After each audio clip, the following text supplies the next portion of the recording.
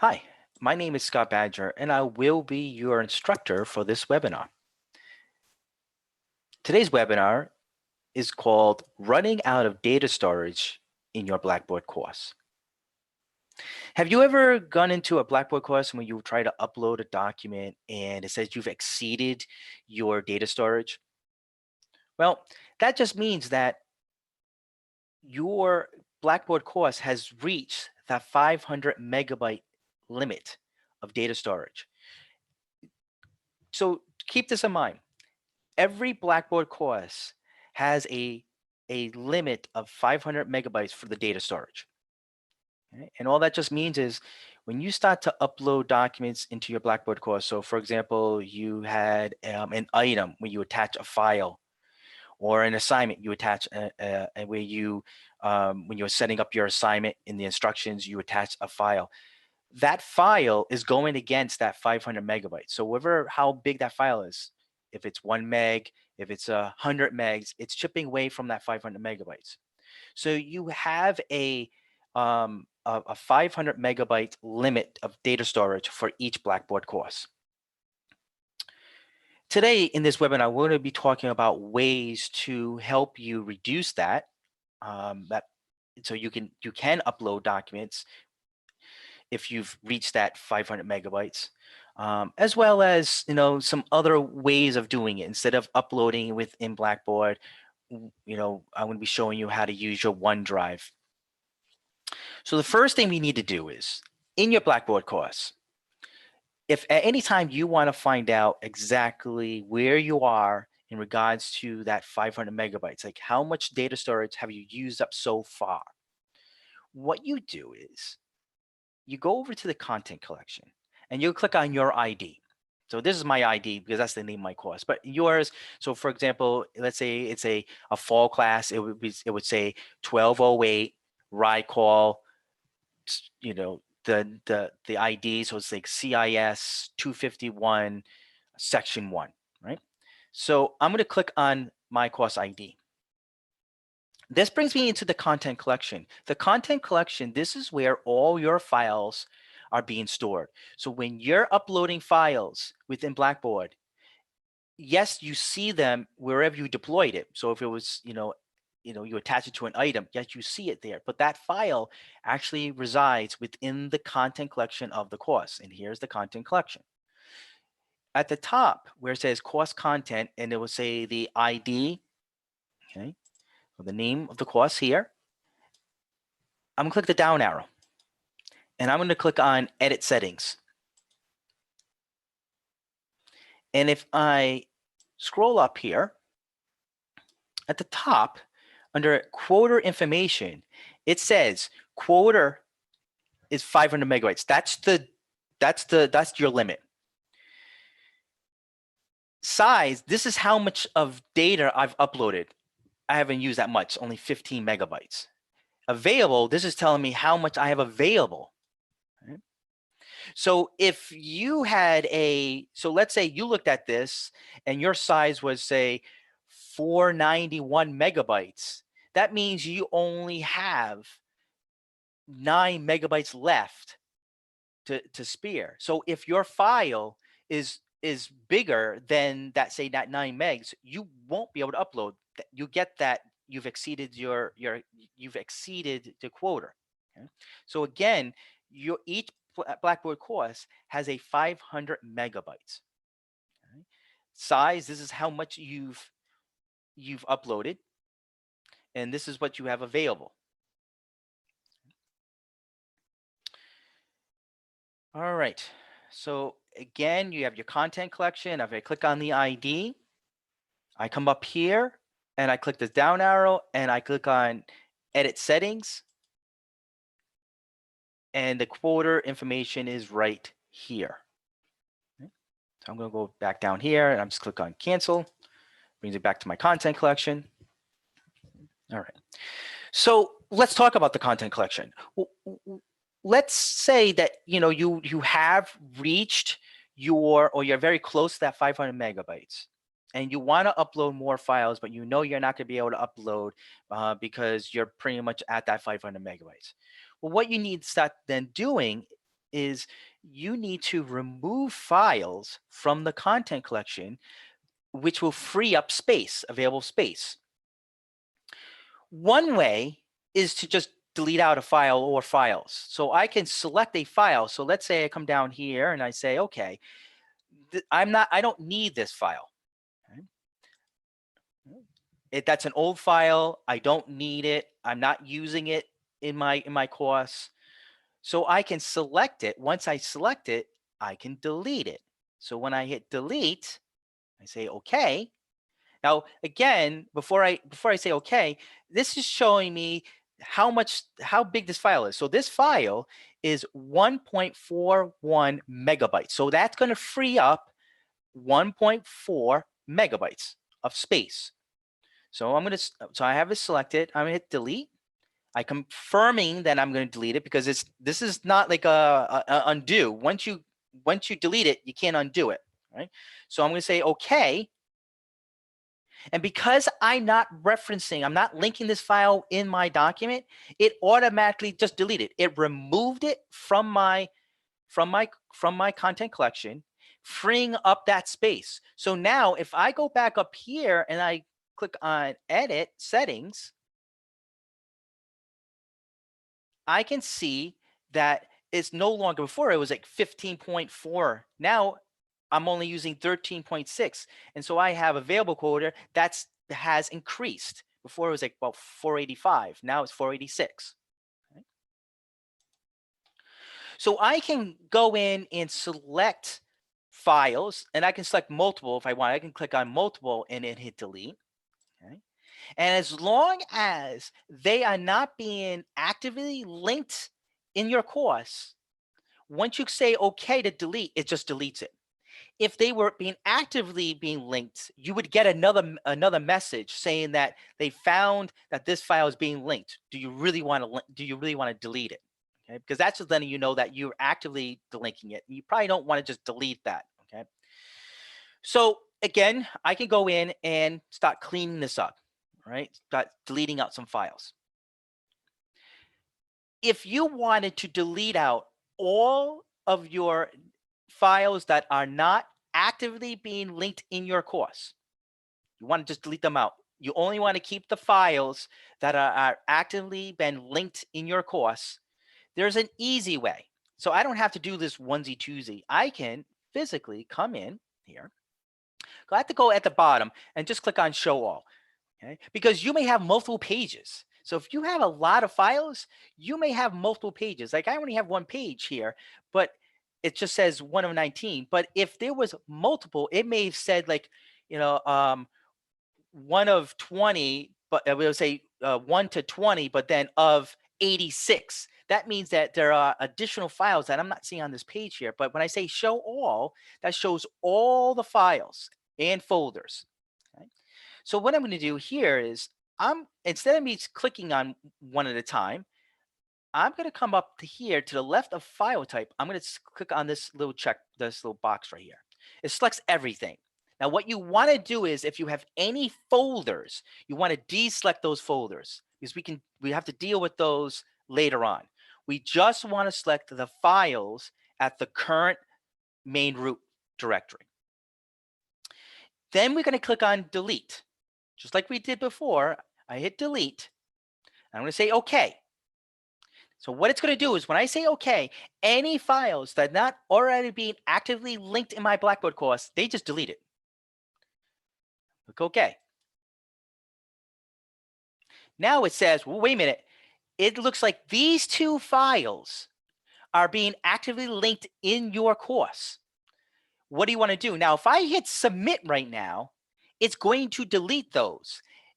And that's going to break the link that wherever I linked in my course. Now, I don't want to remove these from my content collection. I want to leave them in my content collection and leave them wherever they're linked in my course. So at this page here, which is really, really important, I want to leave these links here. If I didn't want to leave one, I can just turn one off and say, yep, leave that one, but don't leave that one. But I want to leave them both. I want to leave them in my content collection. So on this page here, if I'm not deleting out any of these files, I'm going to hit cancel. So the best thing you want to do is to click cancel When I click on cancel, those two files were not permanently deleted. Okay? So now all those files that were in my content collection that weren't not actively linked in my Blackboard course have been removed. Now, if I go to my content up here and go to edit settings, now my size, I'm only using 1.27 megabytes, and available for quota, I'm pretty much at 500. So I freed up a lot of space because all I've done is I've removed files that I'm not actively using. Okay? But when I'm selecting multiple files, and if I do get that other menu after I click on OK, saying I found that these files are actively being used, the best course of action would be is just click on cancel on that page. Okay? Now, if you do have folders, now you may have previous folders from like previous semesters. They may say 1202 call, whatever, right? So here's a folder. Now, so this folder right here has a size, so it's taking up not that big. It's less than a megabyte, so it's 688 kilobytes, right? And just to put this in perspective, 1,000 gigabytes make 1 megabyte. 1,000 megabytes makes 1 gigabyte, and 1,000 gigabytes make 1 terabyte. Okay? So I'm going to go into the general information, this folder here, and I want to delete these. If they are being referenced, I want to keep them, but I'm going to go ahead and click up here. I'm selecting these files and hitting delete, saying OK. Oh, hey, this file is being referenced. What do you want to do? Well, I want to leave it. So I'm going to click on cancel. If I hit submit, it's actually saying, yeah, go ahead and delete it. But that will break that link wherever I have it in my course. And so wherever it was in my course, it would say file no longer available. Okay? It'll be red. So I'm going to cancel. I want to leave that file. But it cleaned up the other files, right? So that's the way, again, way for you to clean up your content collection, giving you the ability to free up your space and giving you the ability to upload files in the future. Okay? So that's how you kind of clean up your content collection. So let's talk about your files itself when you're going in there and you need to make changes. So for example, I'm going to my syllabus content area. And this course that I'm doing right now, let's say that this course is I'm building from my spring course, my 2021. And I did a course copy from my fall class. And so my syllabus, it has my fall class, my fall syllabus. Right? And I want to remove that. Right? So I'm going to go ahead and I'm going to click on the down arrow here. And I'm going to edit. So I'm editing the existing item. So I'm editing that. And I'm going to scroll down. Okay, well, I don't want that anymore. So I'm going to click on mock for removal. I'm going to browse my local file because the file is on my local machine. So I browse my local machine and I go grab my file. So here's my my spring syllabus. So I'm selecting it, open. So what I'm doing is I mock this one to be removed. That's the old one. And I'm attaching the new file. And I'm hitting submit. Now it looks great, right? And this is, so the item itself, I see the file. But remember, the file actually is being stored in the content collection. So this is a common mistake. Is that people will remove the old one from the item and upload the new one. But the old file still resides in the content collection. So what you want to do is you want to now go into your content collection and remove that old file because that old file is taking up space, right? So I'm going to go into my content collection. So I'm going to click on content collection. I'm going to click on my ID here. And I'm going to locate. So here's that fall syllabus. So even though I said mark for remove, all that did was it removed it from the item, but it didn't actually remove it from the content collection. So I don't want that file to be in my content collection because it's taking up space, right? So I'm going to select it and I'm going to delete it. Okay. Now it's been removed from this course. So that's the key, is when you're going in and you're removing a file from an item, from an assignment or whatever, you want to make sure you also go to your content collection and remove it from the content collection so it's not taking up space. That's a key, because what I've seen in the past is, individuals are not cleaning up their content collection. So they're moving for files from items and so forth, but they're not cleaning it from the content collection. So over time, doing cross copy, over time, it's you're gonna have it in there, right? It's taking up space. So we're just clean that up. All right. Next, what happens if you uploaded a file and then you realize, oh, I need to make some changes to it. I need to make I made changes to my file, which is on my local machine, right? Common mistake is this. I come over here, I click on edit, I mark this for removal, I browse my local machine, and I grab the file again. The same name and everything. Okay. Now remember, I was telling you that when you mark a removal from here, it doesn't actually move from your content collection. So what's going to happen when I upload the same file with the same name? Well, I'll show you. So now I hit submit. At this level here, it's connected to the updated file, and great, right? As for the students, they don't know anything wiser. This is the updated file. But if I go into my content collection, notice what it did. It left the original file and it added in the file again as a duplicate with a 1. So now so it didn't delete out the old file. It just it actually made a duplicate. It added in the file again with the 1. So I now have 2 files of this. This is the original, and now that's the updated one. Okay.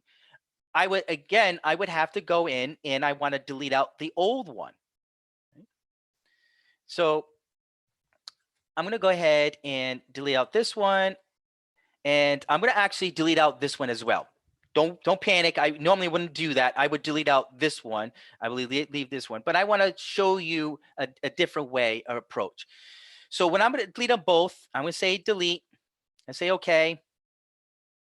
It says that, hey, this one's being actively used. Yep, no problem. I'm going to hit submit it, delete it, just clean it up. Now I'm going to my syllabus.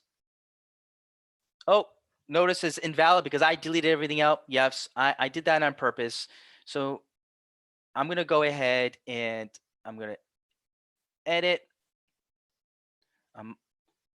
Mark for removal for this one, browse my local machine, and let me get my document and submit. Okay, starting from scratch. So again, going back, so let's say I create an item and I attach my file, my syllabus file. But now I know that I've made some changes to my file, my local machine. This one needs to be updated. Instead of me going in and deleting and uploading all that good stuff, all I have to do is hover over this file, click the down arrow, and I'm going to click on overwrite. So I'm choosing overwrite file. I'm clicking on overwrite file. Now it's going to ask me for browse my local machine. I'm going to grab the file to overwrite. When I browse local file, I'm going to grab the file, which I've updated, right? So let's assume I went in and I updated it, and I say open, and I click on submit. Now that file has been updated. But what it did was, in my content collection, when I do the overwrite file, it doesn't put a duplicate. It just overwrites the original file. So I only have one file. Okay? So that's key. So if you've already uploaded a file and you want to overwrite that file with an updated file, hover over, click the down arrow, and click on overwrite file and grab and then upload the updated file. Okay. All right. So again, the key is files are being stored in your content collection. So that's where you need to go into to check to see about space. Am I running out of space? If I need to delete out, I can delete it out from here. All right. So another thing that you can do is instead of you always uploading files directly within your Blackboard course, you can actually use like a cloud-based storage, like your Office 365 OneDrive. Now, your Office 365 OneDrive it has a terabyte of storage. That's a lot of storage. So again, in putting things in perspective, a kilobyte, 1,000 kilobytes make 1 megabyte. 1,000 megabytes make 1 gigabyte. And 1,000 gigabytes make a terabyte. Well, you have a terabyte of storage on your OneDrive. Okay. So where do you go for your OneDrive? Well, let me go back to the RIC's website. Right. So you would log into your RIC website. So you go to your webmail, and I'm going to log in. And then to access the OneDrive, I go to the app launcher. It looks like 9 little dots. That's your app launcher. So I click on that. And this is where I see my OneDrive. This is where you also see the Zoom at RIC, right? So I'm going to click on my OneDrive. So your OneDrive, it's like if you've been using Google Drive, it's like your like a Google Drive. It's your cloud-based storage, right? And inside here is where you can upload your files. Now, what you can do is you can also organize your content by folders. And as you can see, I use it a lot, so I have a lot of folders inside here. Okay? And what I've done is I've created this folder called 02 running out of space class files, right? And how do I create a folder? Up here, I click where it says new, I click the down arrow and I click on folder. When I click on folder, it's going to ask me what do I want to name that folder and click on create. Done. The next thing I want to do is I want to upload files. So let's say I'm dealing with my class files, right? I can create a folder, and you can create folders for your different courses. Like say if you're teaching SPED 333 or nursing 101 or modern language 102, or whatever case may be, you can create those folders. Then you click on the folder. Right? So now the folder, it's empty, and this is where you can upload your files. So I'm going to come up here. It says upload, and I can upload files, one file or multiple files at the same time. I can also upload a whole entire folder structure. So if you already had a folder with files already in there, instead of you uploading files, you can upload the whole entire folder structure. I'm click on files. So I'm click on files. So now I have to go and locate my files. What do I want to upload? Well, maybe I want to upload my week 2 lecture. I'm going to upload I'm just grab some other files here. I'm going to grab this guy here that I'm going to need, maybe, possibility, my syllabus and so forth. So I'm uploading files to this. Okay, great. So I've uploaded my files to my OneDrive. Okay. If I need to make any changes to the files while they're in the OneDrive, I can physically, if I wanted to, if I want to just click on the file. So like this guy right here, it's a Word file. I click on it, and I can go inside here and I can make any change I want to it. Okay. Once I'm done, I'll just close out that tab. And if I'm linking that file in my Blackboard course, the students always have a link to the most updated file. Okay. Same thing with the PowerPoint. I can click on it and I can make changes to it. I can make changes to the Word document. I can change an Excel document, a PowerPoint, and all it's really doing is it's opening up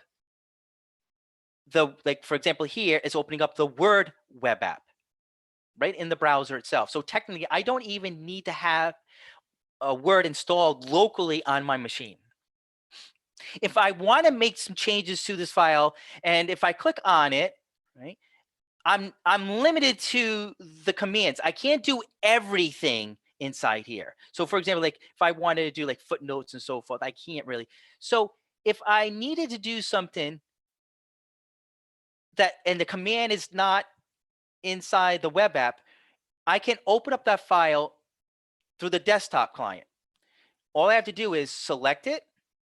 And over here where it says open, I click the down arrow and I can say open it in the app. That's the desktop client. That's the installed application that's on my machine, the Word application. So I click on open in app. I say open in Word. And what it does is it's opening up that Word within the Word application, which is installed on my local machine. And again, I can go ahead and I can make changes to it. But this file is not a local copy.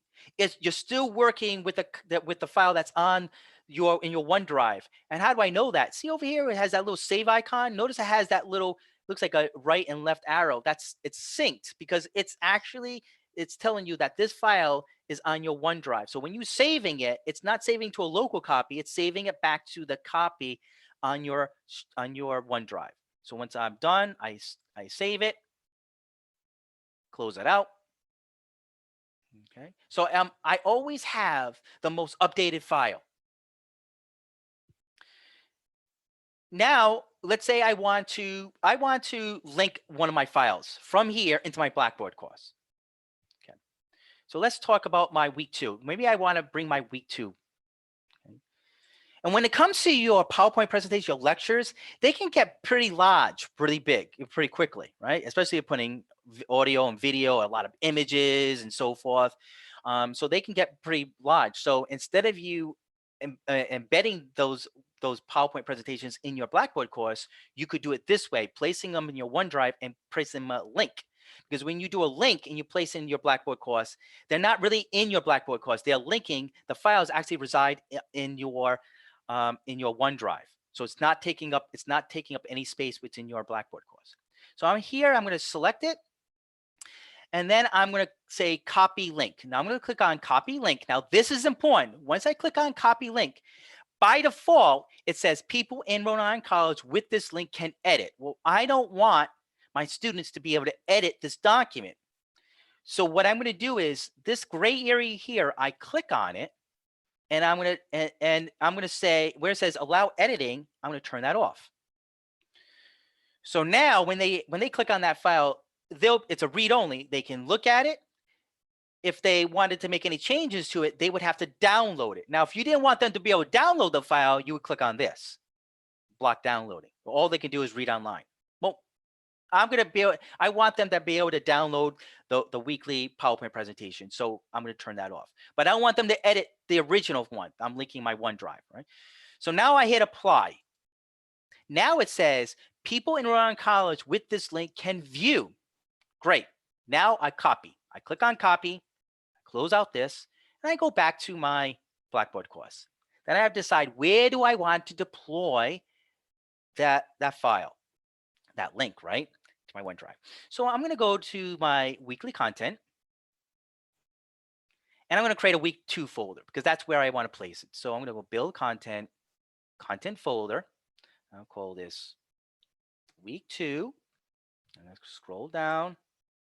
Now, again, if I want them to see it instantly, right, then I won't put any select dates or time. But if I don't want them to see this until after a certain day, so maybe I don't want them to see this until next Monday, right, then I would do display and don't display this until Monday until, say, 2 a.m., right? But if I want them to see it instantly, then I don't have a select date or time.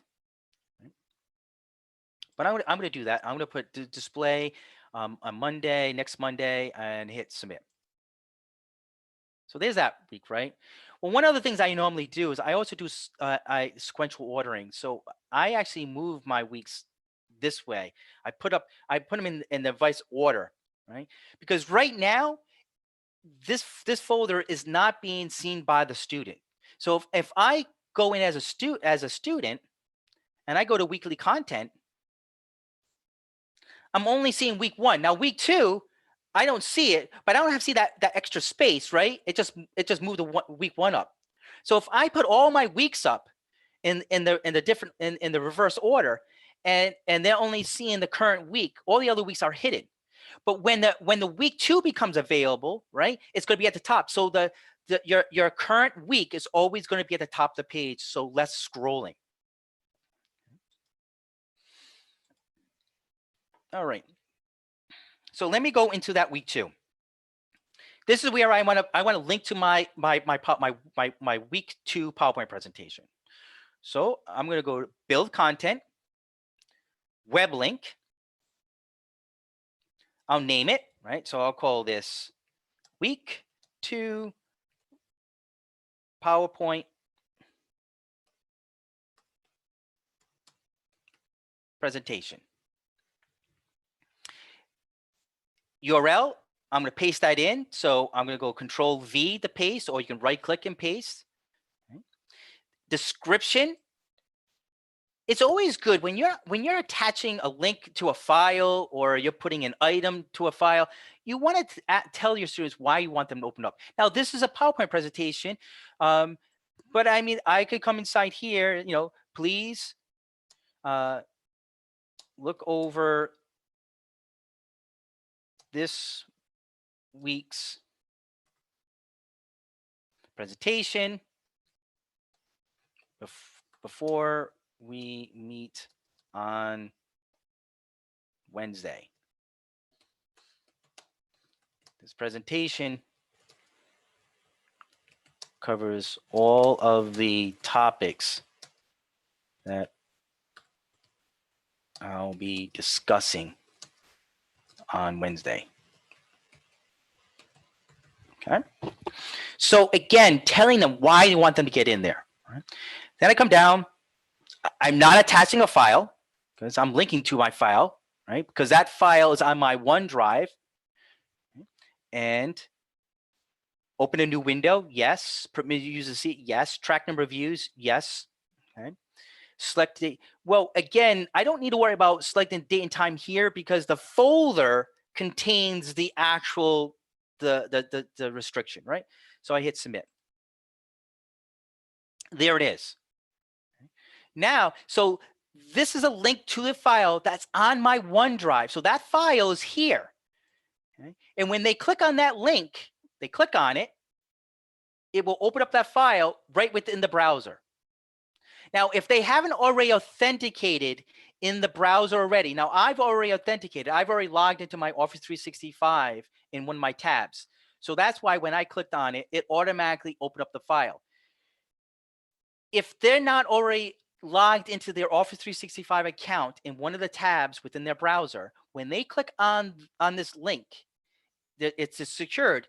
What it's going to do is it's going to ask them, it's going to open up the Office 365 login page like they would normally do when they click on webmail. And it's going to ask for their username, their email, and then their passcode, the password, and then it opens up the file.